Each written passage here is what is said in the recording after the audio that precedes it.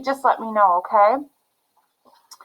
So we are going to, I suppose I better screen share with you guys.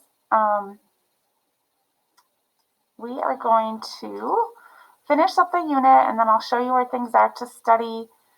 We can take a look at anything you guys have missing. There were only 2 formative assignments that you guys had to do. And then I will let you go, and I apologize for being late. I was here, and I had the thing open, I just didn't hear you. Okay, so the New Deal Coalition, oops, what happened there? So the review is there, and if you guys have done the review and want to share it with me to get formative credit, you are certainly welcome to do that. If you haven't done the review, I would suggest taking a look at it just so that you know kind of what's going to be on the test. And that's just kind of a summary of everything that we've covered. And then the test itself will be matching multiple choice. If we were in class, we would do a writing component. But with this trimester being like it is, we're just going to do the other stuff. So it's there. And then, like I said, I will show you in Schoology how to get to the Quizlets. Okay. So a big question in this unit was, can the government fix the economy? And is the government ultimately responsible for the economic well-being of its citizens? So, yes, that was obviously questions that were being asked during the Great Depression. But when you think about this year in the pandemic, it's something that has been really in the forefront of, our government's agenda, really.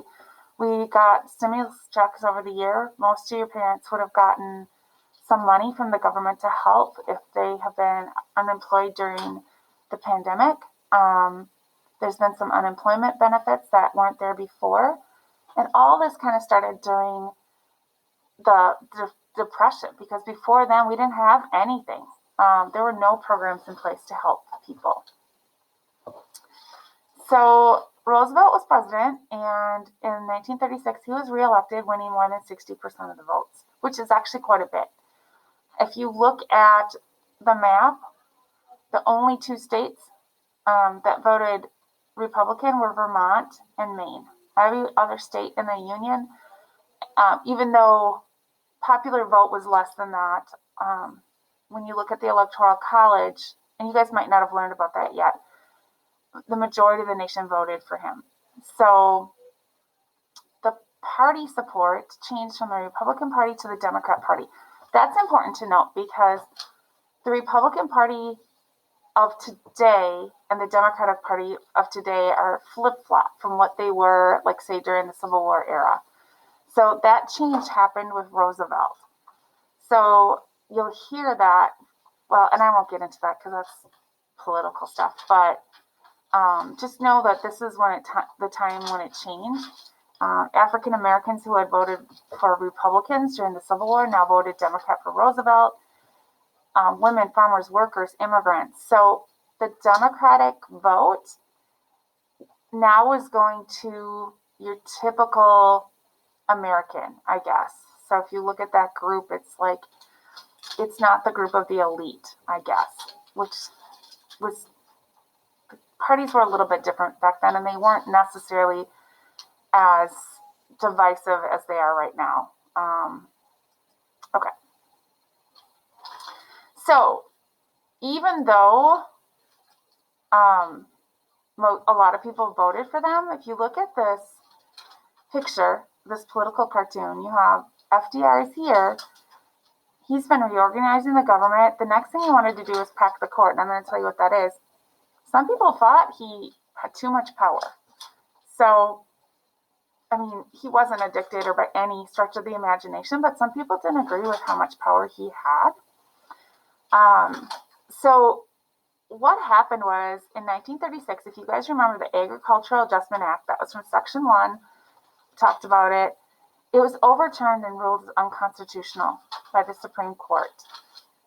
Roosevelt was angry because not only did it hurt farmers, but he was worried that now they're going to start striking down a bunch of New Deal programs. So his idea was, I'm going to propose a bill to Congress, and Congress can vote on adding more Supreme Court justices.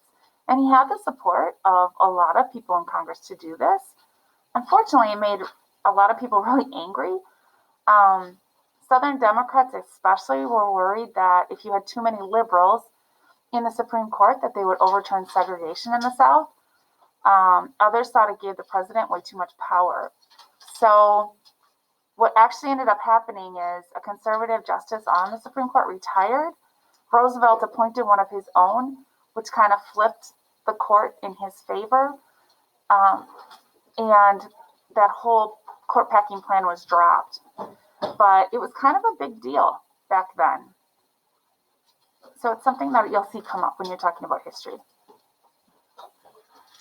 Okay, so after the election, the economy was doing better, but then in 1937, I have a slide, I think, on the next page that says this.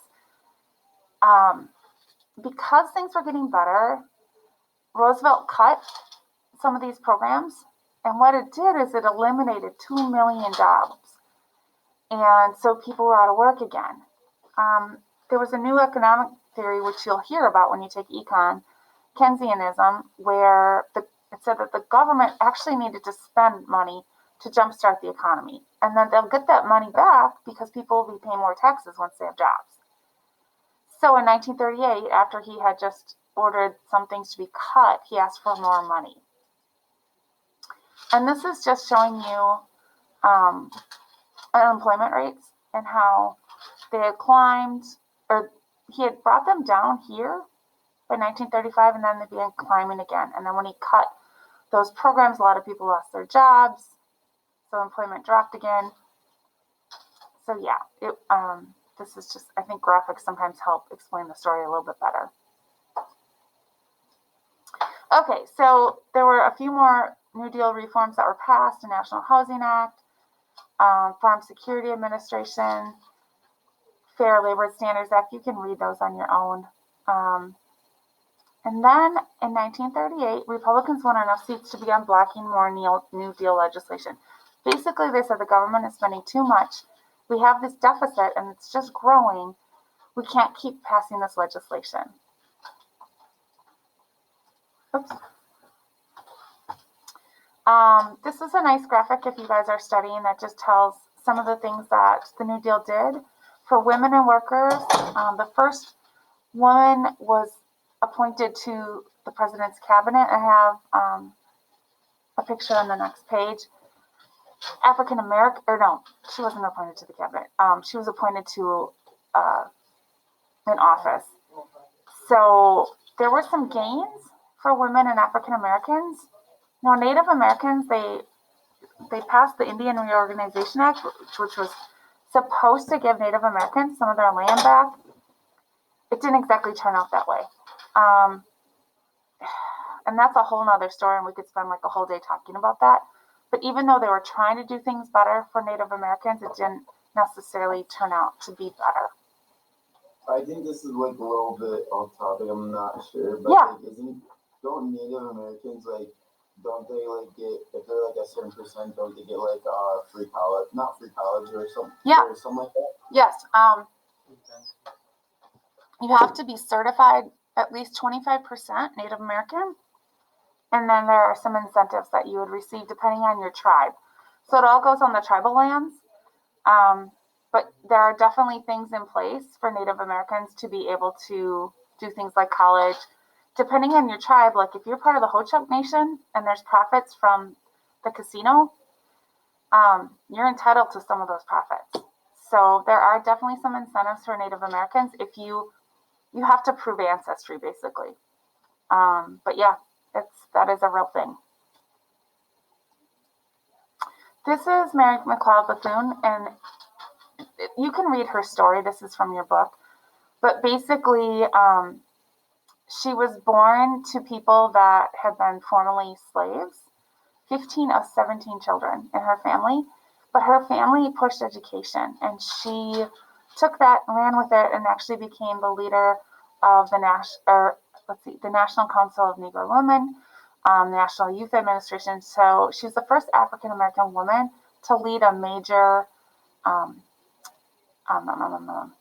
not cabinet, to lead a national association.